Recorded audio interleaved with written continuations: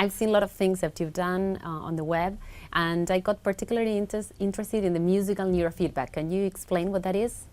Sure. So the basic idea is to use brain activity and ways to measure brain activity to produce music. The way I went about it is that I used mainly an Israeli company which developed this technology called Neurosteer. So they use EEG.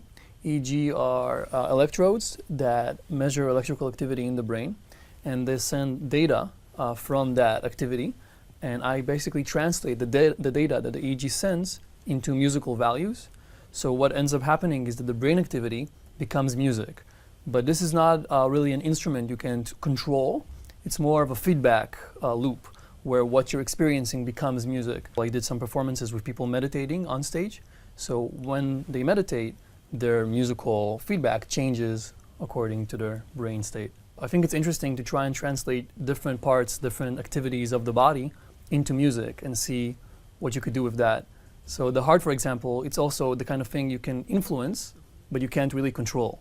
So for example, if we had a person meditating on stage with EEG, with heartbeats, you have people running on stage. So the heart increases, which obviously can, for example, make the music go faster or any other kind of musical effect. I have seen you playing music on the stage, like in the air, just moving your hand. Can you explain that? Yeah. So actually, this is a very interesting kind of experiment because unlike brainwaves or heartbeats, movements are something we can really control, and some movements we can control in a more fine-tuned way, which really makes your body into an instrument you can play.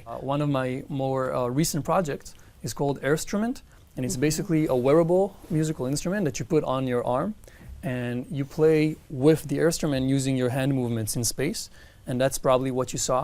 It was me playing with my hand movements. Could this be used by people with special needs? Yes, a lot of my work up until now touched on this subject of people with special needs because when I started getting into music technology, I was a musician and I also had a company that was all about positive impact through technology. It's called Shift, and it basically focuses on innovation for purpose, using technology to create positive change.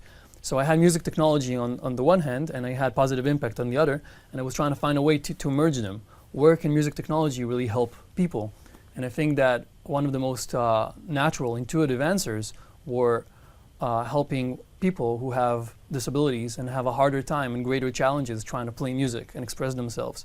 So some of the things I've done and were part of are about people with disabilities.